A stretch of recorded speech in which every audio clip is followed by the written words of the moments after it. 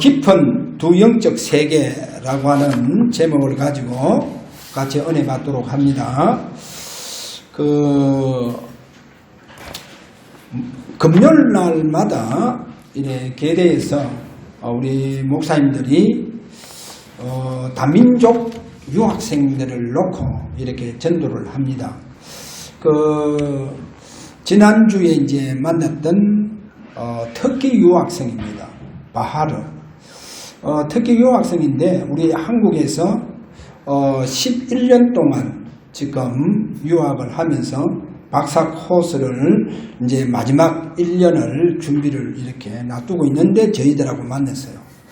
그래서 이번 주에 만나서 제가 한 시간 반 동안 십자가도 그려주고 이렇게 복음을 설명을 했어요. 그렇게 설명하면서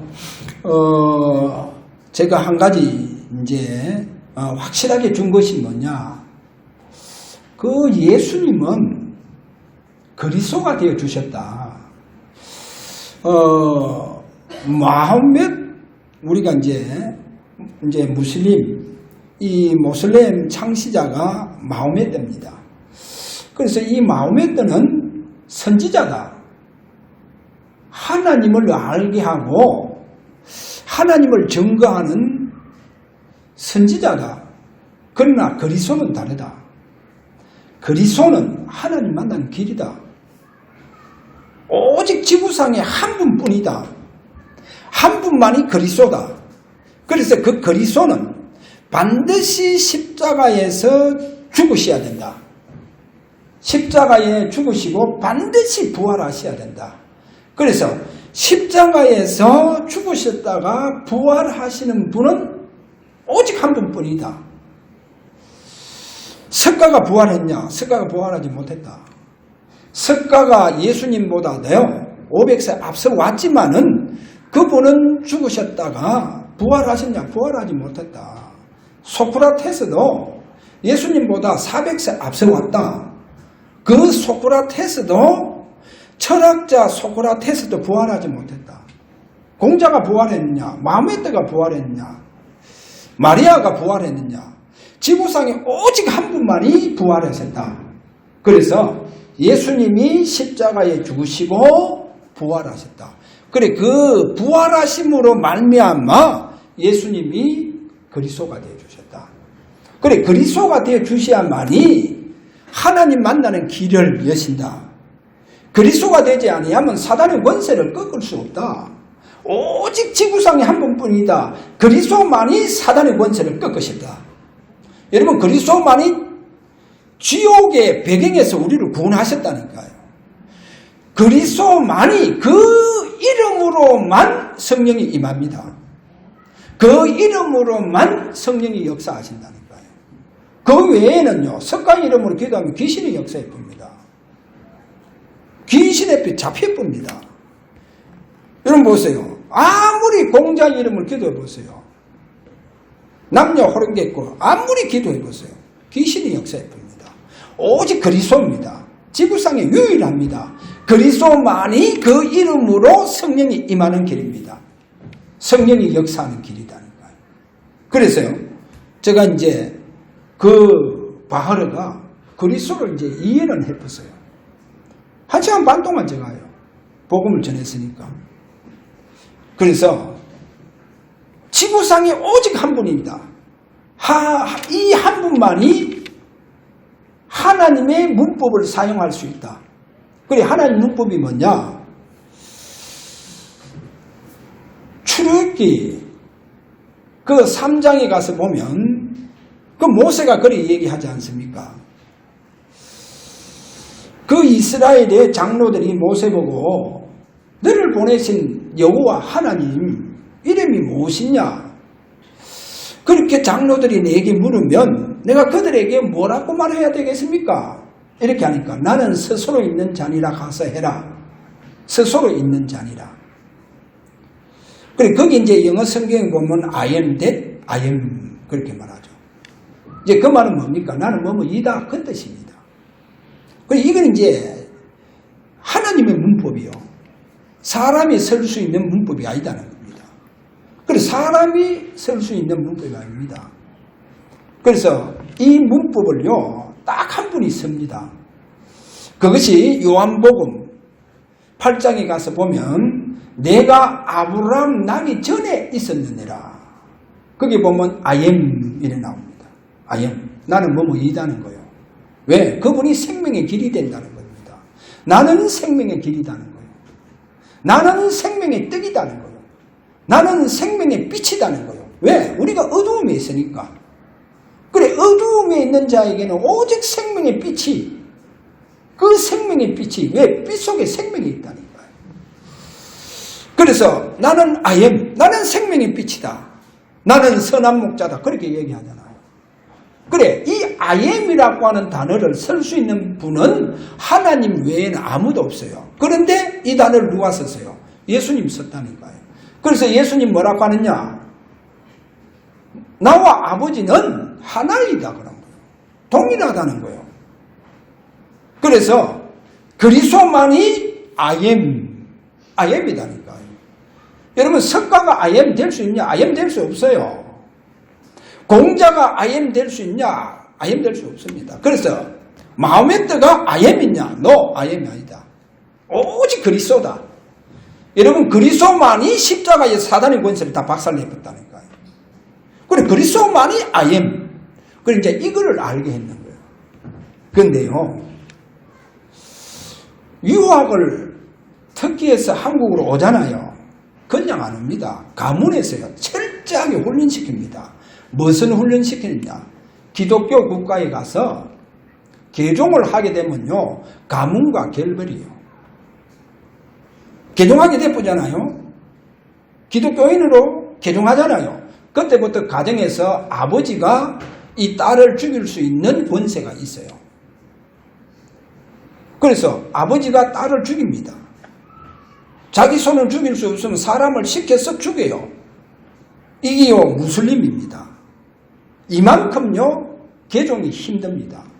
저는 거기서 뭐를 생각했냐? 얘가요, 1시간 반 동안 복음을 들었다니까요. 그리고 나에게 질문도 하기도 하고.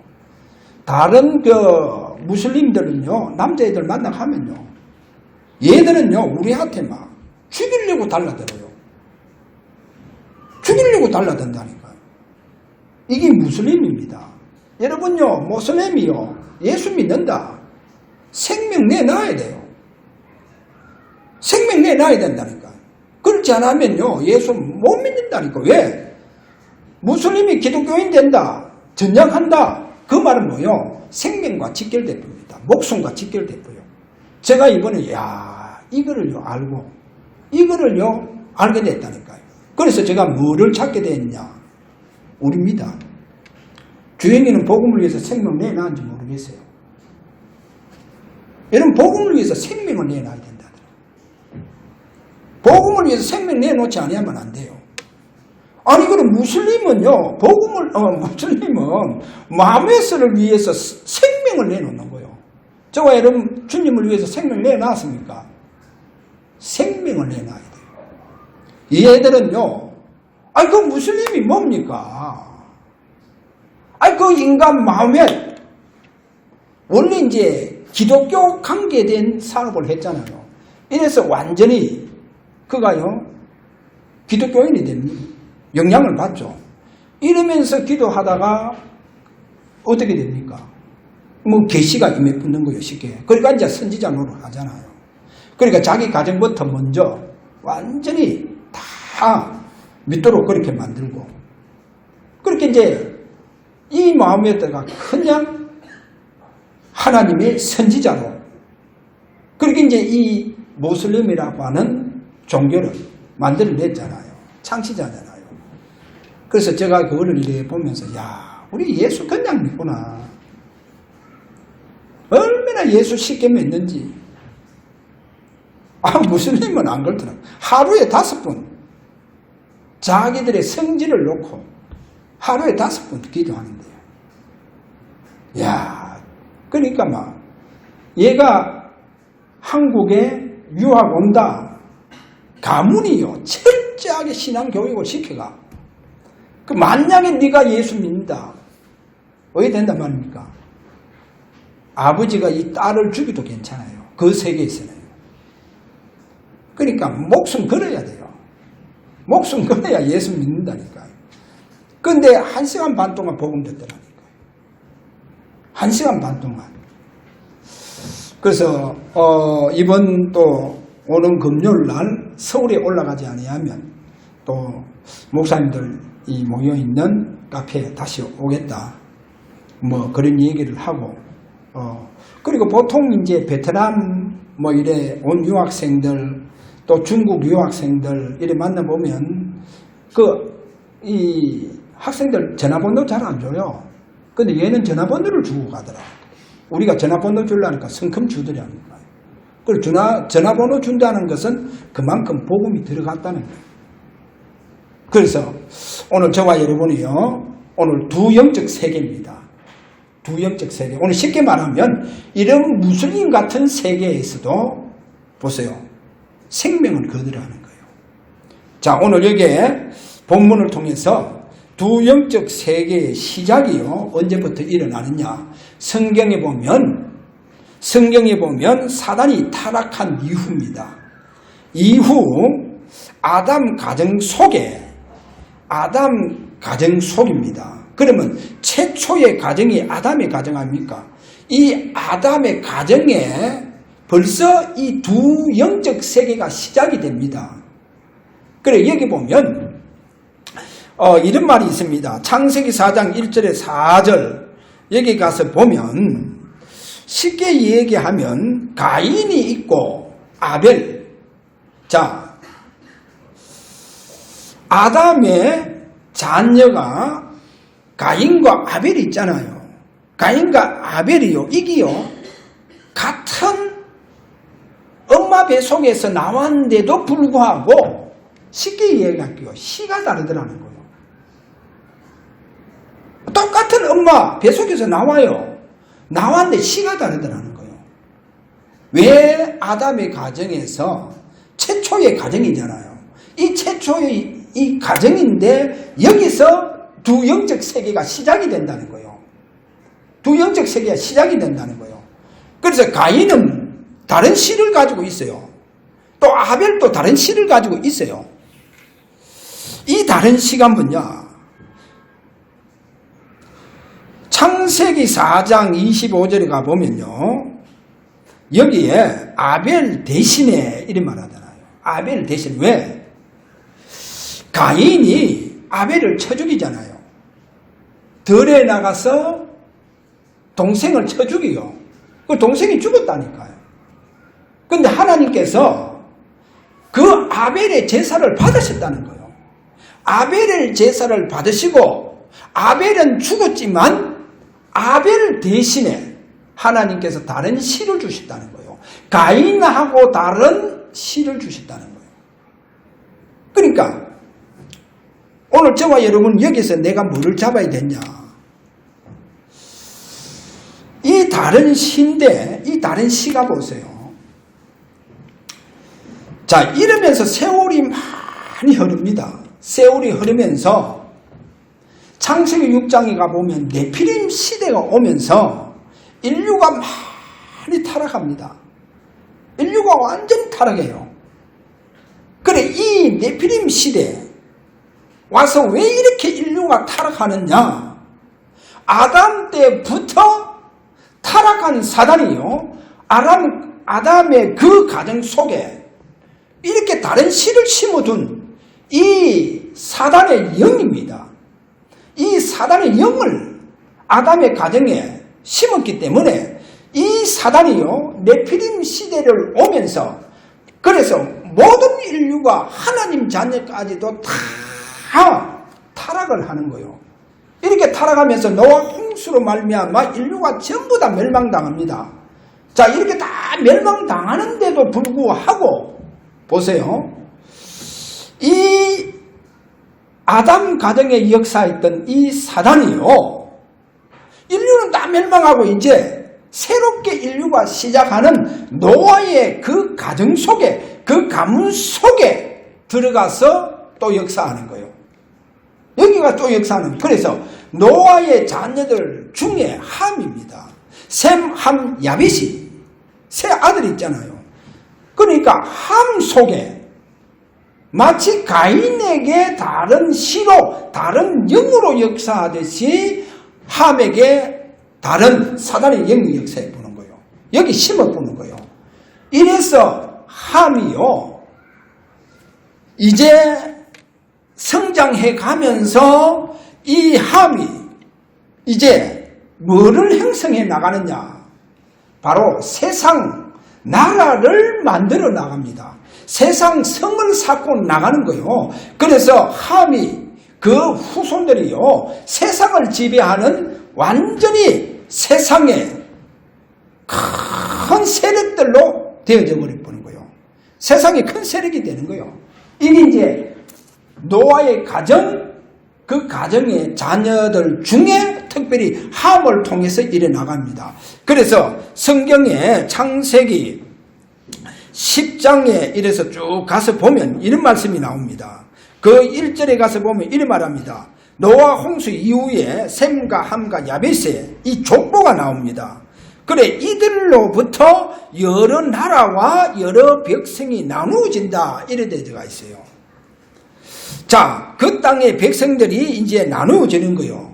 나누어집니다. 누구를 통해서? 셈, 함, 야벳을 통해서 나누어집니다. 그러면 여기에서 여러분 잘 봐야 됩니다. 창세기 10장 2절에서 5절에 보면 여기에 그러면 야벳의 족보가 나옵니다. 그럼 야벳의 족보는 하나님의 백성들의 족보입니다. 하나님의 백성들이요. 그러면 그 다음에 이제 창세기 10장 6절에서 20절까지는 함의 족보가 나옵니다. 여러분, 함의 족보는 완전히 세상 족보입니다. 완전 세상 족보요. 그래, 여기에 누가 역사하느냐? 사단이 완전히 역사해 봅니다. 그 다음에 창세기 10장 11절에 31절에 보면 셈의 족보가 나옵니다. 이 셈의 족보. 그럼 여기에 셈의 족보하고 야벳의 족보는 똑같은 하나님의 백성입니다. 하나님의 백성인데 셈의 족보는 달라요. 하나님의 백성인데도 불구하고 그 하나님의 백성들 속에 생명의 언약을 이어가는 언약의 백성이라는 겁니다. 이것이 셈의 족보입니다. 달라요. 그래서 이 셈의 족보를 통해서 누가 옵니까? 메시아 예수 그리스도가 오게 될 때가 있습니다. 그래서 셈의 족보 속에는 하나님께서 똑같은 하나님의 자녀인데도 불구하고 뭐를 심었단 말입니까? 생명적 언약을 심었는 거예요. 하나님 생명적 언약을 심어주셨다는 거. 자, 하나 예를 들겠어요. 이삭에게 보면 에스라고 하는 아들이 있고 야곱이라고 하는 아들이 있어요. 그래, 오늘 분명히 리브가가 임신했는데 뱃속에 상둥이랑 너무 싸우는 거예요. 그래서 하나님 앞에 물어보니까 네 뱃속엔 두 국민이 있다는 거예요. 두 국민. 그러니까 이제 두 나라가 있다는 겁니다. 이 두 나라가 국민이요, 태에서부터 갈라지는 거예요.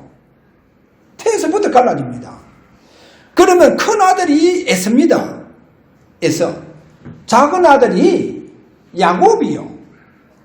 그런데 성경에 보면 하나님께서 야곱은 사랑하고 에서는 미워하더라, 이래 된 적가 있어요. 그 말은 뭡니까? 에서하고 야곱이 다르다는 거예요. 똑같은 하나님의 백성인데 다르다는 거예요. 한 사람은 언약에 밖에 있고 한 사람은 언약 안에 있다는 거예요. 한 사람은 생명적 언약이 태어날 때부터 심어져가 있고 한 사람은 그 생명적 언약이 없고, 왜 하나님이 미워하느냐? 왜 미워하겠어요? 그 아이 속에는 다른 씨가 들어가 있다는 거예요. 이렇게 태어난다는 거예요. 이렇게 태어나요. 쉽게 이야기하겠습니다. 그 예수님이 이런 말씀을 해요. 예수님께서 마태복음 10장에 가서 보면 그 35절 36절에 가보면 이런 말씀하죠. 내가 땅에 평화를 주러 오지 않고 불을 주러 왔다, 화를 주러 왔다는 거예요. 이렇게 말씀합니다. 이렇게 말씀하시면서 사람의 원수가 36절에 가면 자기 집안 식구니라. 그래서 뭐를 말합니까? 그 집안에서 아버지하고 아들하고 막 싸운다는 거예요. 신앙 때문에. 시어머니하고 시아버지하고 막 싸운다는 거예요.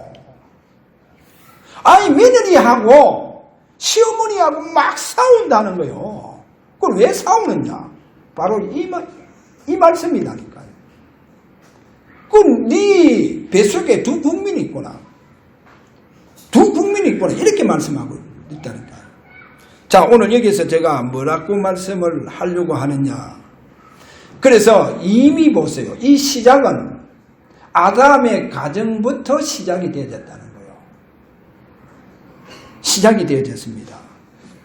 자, 이렇다고 하면 이 노아 홍수 때 인류가 다 멸망하는데도 불구하고 여전히 이 두 가문이 흘러내려오고 있다는 겁니다. 지금 이 가문이 흘러내려오고 있습니다. 그래서요, 정확하게 얘기하자면 하나님께서 저와 여러분을요,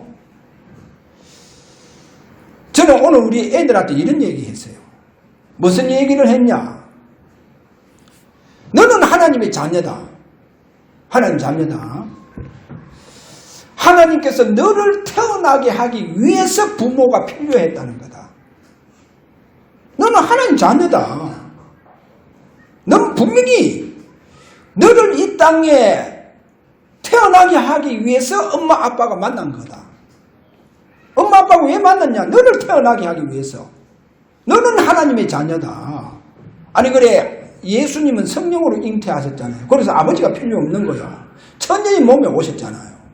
그러나 저와 여러분은요, 하나님의 자녀로 나를 이 땅에 태어나게 하시기 위해서, 대한민국이라고 하는 이 땅에 태어나게 하시기 위해서 하나님은 부모를 만나게 하시는 거예요. 그래서 예수님이 이런 말을 합니다. 막달라 마리아에게 너는 가서 내 형제들에게 가서 내 아버지 곧 너희 아버지,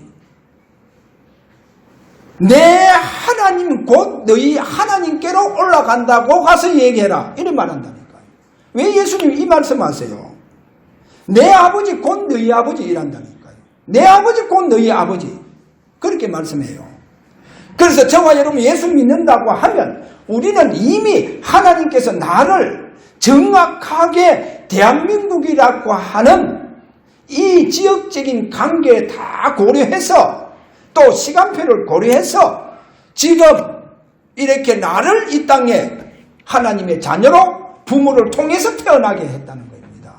그래서요, 오늘 우리요 자녀들은 알아야 됩니다. 부모 의지하지 마세요. 왜? 아버지 하나님께 기도해라니까. 아버지 하나님께 기도해야 돼요. 그래서요, 내가 이런 얘기했어요. 주의 보고, 주의 봐라. 엄마는 저 필리핀 사람이다. 아버지는 한국에 태어났다. 절묘하게 이 두 분이 어떻게 그렇게 만나겠냐. 너를 이 땅에 하나님의 자녀로 태어나게 하기 위해서 두 분을 만나겠다. 할렐루야. 저와 여러분 하나님 자녀입니다. 부모가 아무리 못나도 괜찮아요. 진짜 부모를 복양을 하고 공경을 하고. 왜? 나를 태어나게 하기 위해서 하나님은 우리 부모님을 만나게 하셨다. 할렐루야. 그 저와 여러분 하나님 자녀입니다. 누가 책임져요? 나중에 부모님 책임 먼저요. 아니 그래 교육할 수 있도록 학교 다닐 수 있도록 그 부분의 책임은 다 지지만 진짜 여러분의 갈등과 영적인 고민과 앞으로 여러분들의 저 미래에 향한 소망과 비전은 누가 책임을 질 수 있느냐? 하나님 아버지. 내 연약함을 누가 책임질 수 있느냐? 하나님 아버지. 그렇잖아요. 때론 내 육신의 문제도 누가 책임질 수 있느냐? 의사가 책임질 수 있느냐? 그것도 아니에요. 하나님 아버지. 그래서 여러분은 하나님 자녀입니다. 그러면 부모님도 하나님 자녀요. 우린 전부 다 하나님 자녀입니다. 그래 여러분의 모든 어려운 점은 누가 책임진다? 하나님 자녀. 내 사업을 능하게 하시는 것도 하나님께 달려 있습니다. 그래 하나님 자녀를 바라봐야 돼요. 그런데 세상 사람은 그게 아니에요. 세상 사람들은 무조건 사람을 바라봅니다. 그게 세상 사람입니다. 그래서 막 거기에 생명을 걸어요. 세상 사람들은 사람을 보고 돈을 보고 물질 보고 따라가기 때문에 거기에 생명 건다니까요. 거기에 생명 걸어요. 우리는 하나님 자녀입니다. 하나님의 자녀는 하나님께 완전히 생명 걸고 하나님 바라보시길 바랍니다. 그래, 이 시가 우리 속에 심겨져가 있는 거예요. 이 하나님의 시가 우리 속에 심겨져가 있어요. 그런데 여러분이 하나님 바라보는데 생명 걸지 않는다. 그러면 어떻게 보면 여러분이 하나님의 자녀로서 불효하는 거예요. 불효한다니까요. 저와 여러분 하나님 자녀입니다. 하나님께서 우리에게 이 씨를 심었는 거예요. 하나님 자녀의 씨를 심었는 거예요. 그래서 로마서 8장에 가면 아빠 아버지라 한다 그랬다니까요. 아빠 아버지. 그래서 우리에게 이게 심겨져가 있습니다. 그래서 저와 여러분은 하나님 바라보는데 어떻게 하십니까? 쉽게 이야기할게요. 가인과 아벨의 제사. 그러면 아벨은 뭡니까? 제사를 드리고 난 이후에 생명을 내어놨다니까요. 그 죽게 되어졌는 거예요. 그래서 예배 하나님을 향하여 생명을 내어놓는 거예요. 우리에게는 이렇게 생명 내어놓을 수 있도록 하나님은 우리에게 생명적 언약을 심었다니까요. 왜 그랬냐? 창세기 3장 15절에 보니까 바로 여자의 후손입니다. 그 여자의 후손이 반드시 십자가에서 생명을 내놓습니다. 그래, 이 생명적 언약이 우리 속에 심겨져가 있다는 거예요.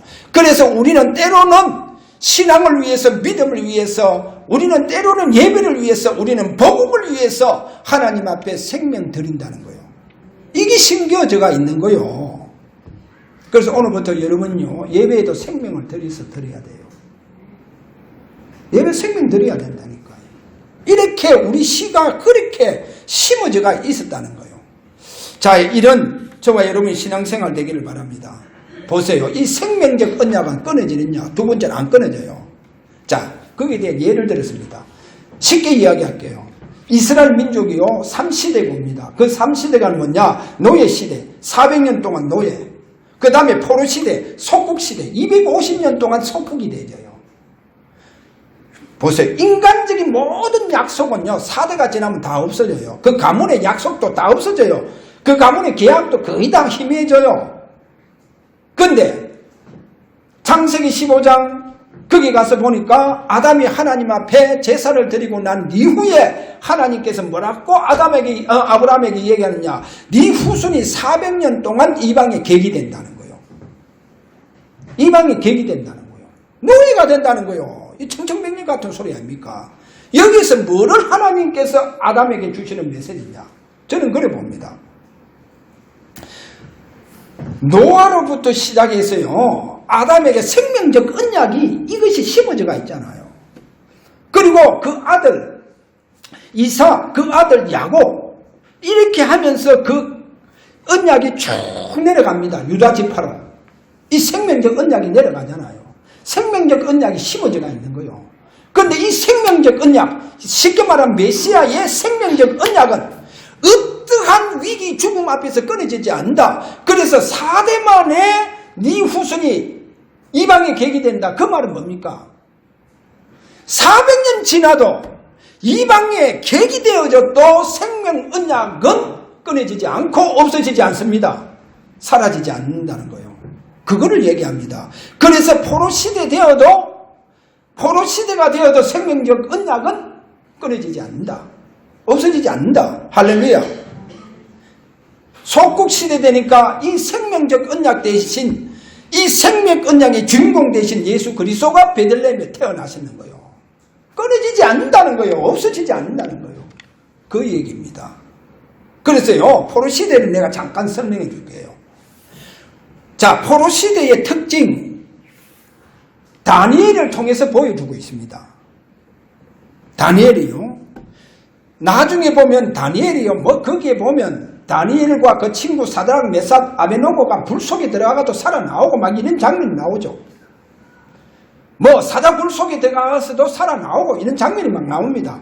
그런데 다니엘서 9장 1절에서 2절에 가서 보니까 다니엘이요, 예레미야 선지자가 예언했던 그 연수를 깨달았다는 거예요. 하나님 그 연수를 알게 했다는 거예요. 그리고 그 연수가 뭐냐? 유다 민족은 70년 이후에 반드시 포로 생활을 속에서 귀환한다는 거예요. 어디로? 가나안 땅으로 다시금 간다는 거예요. 그리고 귀환하게 대지가 있다는 거예요. 그래서 징계가 70년이다. 70년 이후에 다시 고국으로 간다는 거예요. 왜 고국으로 가느냐? 유다 민족은 반드시 고국으로 가야 돼요. 고국간을 가야 할 이유가 뭐냐? 오실 메시아를 가나안 땅에서 기다려야 되고 그 오실 메시아를 잉태해야 된다는 거예요. 오실 메시아를 잉태해야 된다는 거예요. 그래서 유다 민족은 포로 생활에서도 기한이 70년 되면 반드시 고국으로 가야 된다는 거예요. 가나안 땅으로 가야 된다는 그 말입니다. 그게 포로 시대에 주는 특징이요.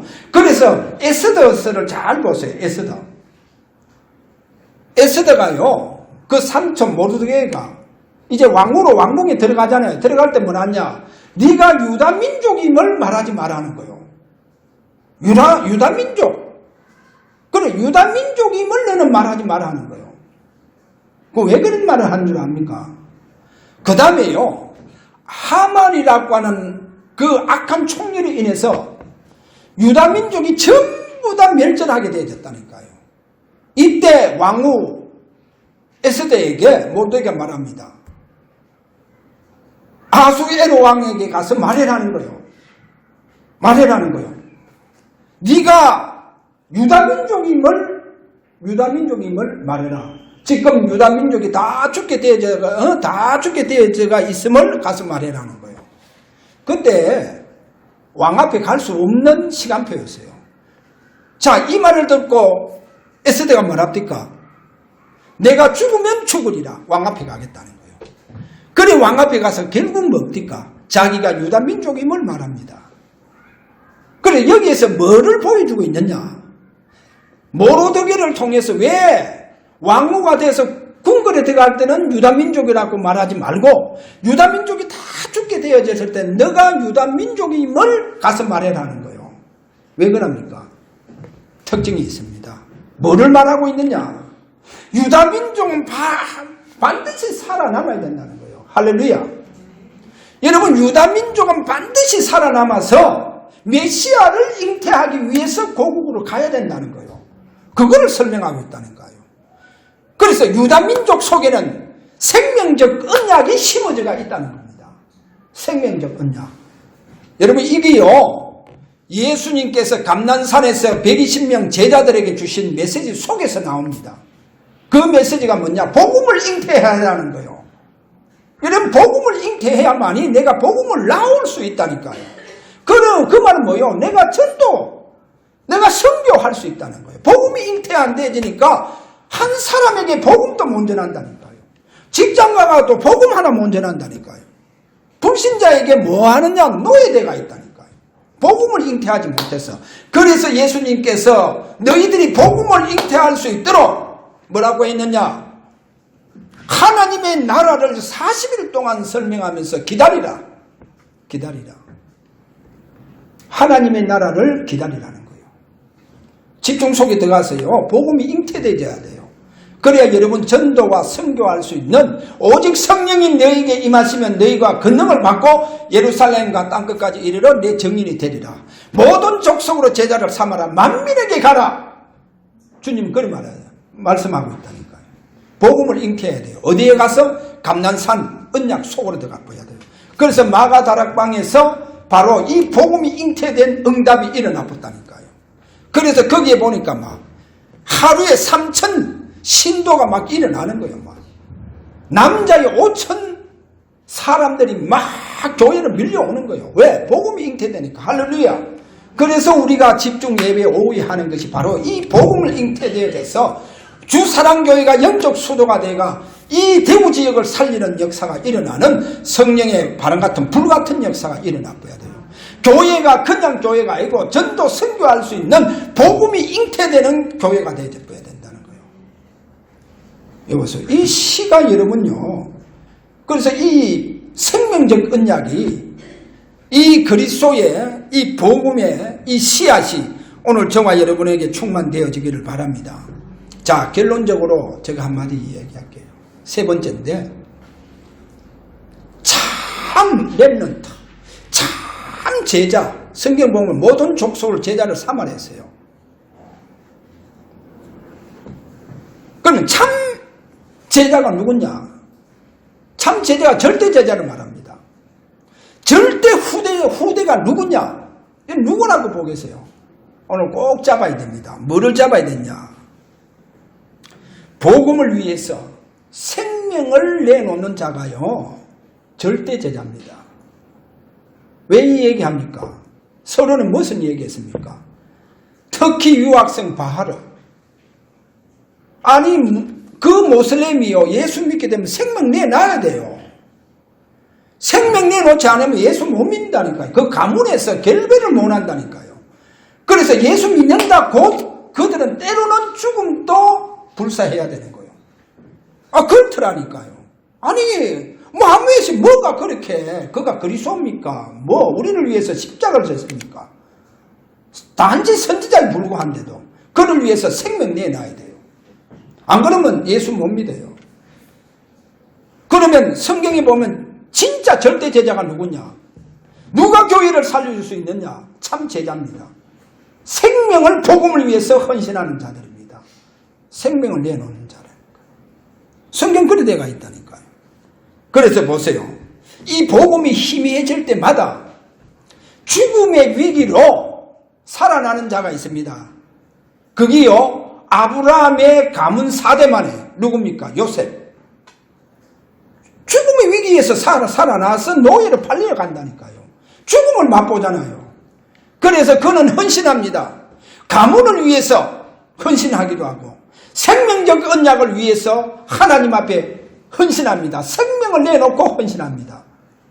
요셉입니다. 그래서 아브라함 가문 4대 만에 나오죠.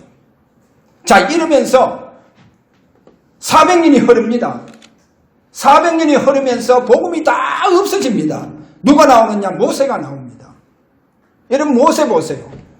죽음의 경험을 이미 어릴 때부터, 태어날 때부터 나일강에 버려지는 생명적인 이런 위협을 체험하는 거예요. 왜 그렇습니까? 태어날 때부터 죽어야 되는 거예요. 산파의 손에 죽어야 된다니까요. 이런 죽음의 위기에서 태어났는 거예요. 그래서 그가 나중에 40년 이후에 그야말로 광야 40년 생활합니다. 하면서 그가 하나님 만나게 되고 하나님께서 그에게 무슨 복음을 주느냐? 출애굽기 3장 18절 희생제사 피언약을 딱 주는 거예요. 그래 이스라엘 백성들 그 모든 가정의 문술주마다 이 피언약을 발라라. 어린 양의 모든 피를 발라라. 그러면 애굽에서 빠져나올 것이다. 보세요. 뭐를 설명합니까? 피언약입니다. 생명적 언약이라니까요. 그리고 14명의 사사 시대가 지나갑니다. 이렇게 지나가면서 사사가 있을 때 그나마 조금 하나님의 능력을 알게 돼주고 체험하게 되는데 사사가 14명 지나고 난 다음에 또 복음이 사라지는 게 시작하잖아요. 이때 누가 나옵니까? 사무엘과 다윗이 나옵니다. 죽음을 경험한 자들이 나오죠. 여러분, 다윗은 죽음을 경험한 자 아닙니까? 어릴 때부터. 보세요. 생명적 언약을 잡고 나온 자들이 사무엘과 다윗. 그래서 이들이 블레셋을 전부 다 무너뜨려 뿝니다. 보세요. 또 누가 나옵니까? 이러면서 800년이라고 하는 세월이 흐릅니다. 흐르면서 또 누가 나오느냐? 이스라엘이 포로 직전에 이제 옵니다. 포로 직전에 포로대가 다 가기 때문에 이때 이사야가 태어나서 보라 처녀가 잉태하여 아들을 낳으리니 그 이름은 임마누엘이라. 그래, 이거 잡고 포로 가라는 거예요. 그러면 유다민족은 반드시 돌아오게 되어가 있다는 겁니다. 이 여자의 후손 보라 처녀가 잉태하여 아들을 낳으리니 그 이름은 임마누엘이라. 그래서 유다민족은 빠져나오는 거예요. 그래서 다시금 가나안 땅에 와서 메시아를 잉태하게 되잖아요. 자, 이사야가 이렇게 800년에 나왔다면 또 이사야가 통해서 700년이라고 하는 세월이 흘러갑니다. 이 700년 세월이 흘러가면 또 이스라엘의 복음이 다 없어져요. 이때 누가 나오느냐? 예수님을 통해서 베드로가 마태복음 16장 16절을 보면 신앙 고백이라도 주는 그리스도시요 살아계신 하나님의 아들이십니다. 이 고백을 합니다. 보세요. 누가 나옵니까? 그래서 이 고백은 베드로가요, 예수님 앞에 장담을 합니다. 예수님, 왜? 예수님께서 이제 내가 곧 십자가에서 죽을 것이다. 그래, 너희들이 나를 다 버릴 것이다 하니까 베드로가 뭐라 하냐? 아, 예수님, 여기에 제자들 다 버리더라도 나는 버리지 않겠습니다. 제자들 다 버릴지라 나는 안 버린다는 거요. 나는 주님 오게 가면 오게 따라간다는 거요. 아니, 주님께서 죽는 데 가면 나도 가서 죽겠다는 거요. 그렇게 호언장담하던 베드로가 예수님 잡혀서 나중에 제사장 뜰에 가서 신문 받을 때 거기 멀찍이 따라가다가요, 나중에 들어가긴 들어가요. 그만큼 따라갔어요. 그런데 이거요, 계집 여종 앞에서 완전 부인해봅니다. 나중에 예수님 저주해본다니까요. 예수님 저주해봐요. 온욕 다 해본다니까요. 아니다면서. 난 제자 아니다면서. 보세요. 그런데요, 나중에 보면요, 이 베드로를 찾아오시잖아요. 저 호숫가에서 고기 잡고 있는 베드로 다시 찾아옵니다. 왜? 저는 뭐를 받냐? 예수님 아마 이거 받는 거예요. 베드로가요, 제자들 다 버리고 나는 예수님 버리지 않겠습니다. 나는 예수님 감옥 가면 감옥 가겠다는 거예요. 죽는 데 가면 나도 가겠다. 그 말은 뭡니까? 베드로가요, 그 말은 뭐요? 목숨 내놓겠다 하는 그 말입니다. 주님 위해서 내가 목숨 내놓겠다. 주님 그거 받아보는 거예요. 그래, 그거 받으셨다니까요. 그래서 주님께서 그 베드로를 찾아가시잖아요. 그 낙심해가 있고 좌절해가 있는 베드로 찾아갑니다. 자도 베드로야, 네가 나를 사랑하느냐? 내 양들을 철하는 거예요. 내 양들을 먹이라. 보세요. 병들어 있다 내 양들이. 그들을 쳐야 된다. 그들을 먹이라는 거예요. 베드로에게 이 중요한 사명을 준다. 왜? 목숨 내놓겠다는 거예요. 그 나중에 보면 베드로가요, 얼마나 하나님 이 주님의 은혜를 받았는지 십자가에 거꾸로 돌아간다니까요. 십자가에 거꾸로 매달려서 화형당하잖아요. 우리 주님은 십자가에 바로 달렸지만 나는 감히 우리 주님 달린 그 십자가 나는 바로 달려갈 수 없다. 나를 거꾸로 매달아라. 그리고 화형당해 붙잖아요. 보세요. 생명적 언약이 그에게 꽃을 피워붙다니까요. 그러면서 한 순교자가 나왔는 거예요. 그로 말미암아 얼마나 많은 제자가 일어나고 결국은 로마가 그 생명적 언약의 그 한 사람의 희생, 제자들의 그 희생으로 말미암아 로마 강대국이 하나님 앞에 무릎 꿇어붙는 거예요. 할렐루야. 여러분 보세요. 생명적 언약이 여러분 속에 있습니다. 그래서 오늘부터 결단해 보세요. 왜 그러냐? 진짜 여러분 복음을 위해서 결단해 보야 돼요. 내가 복음을 위해서 생명 내놓겠다. 이렇게 여러분이 진짜 그리스도로 결론 내보라는 거예요. 복음을 위해서 결론 내라. 결론 내면 어떻게 되느냐? 주님께서 여러분에게 찾아갔어요. 여러분에게 사십니다. 여러분이 주님께 사신다니까요. 그리고 그 사시는 주님께서 여러분에게 나타나세요. 그게 갈라디아서 2장 20절입니다. 내가 그리스도와 함께 십자가에 못 박혔나니 그런즉 이제 내가 사는 것이 아니요 내 안에 그리스도께서 사시니라. 할렐루야. 내가 산다고 하면 내 속에 계신 그 그리스도를 위해서 나는 산다. 할렐루야. 이렇게 복음의 결론이 나쁜다는 거예요. 복음의 완전 결론 내보세요. 그리스도로 끝내보라니까요. 할렐루야. 우리에게는 이 생명적 언약이 심어져가 있습니다. 그러면 주님께서 여러분에게 찾아오셔서 역사하십니다.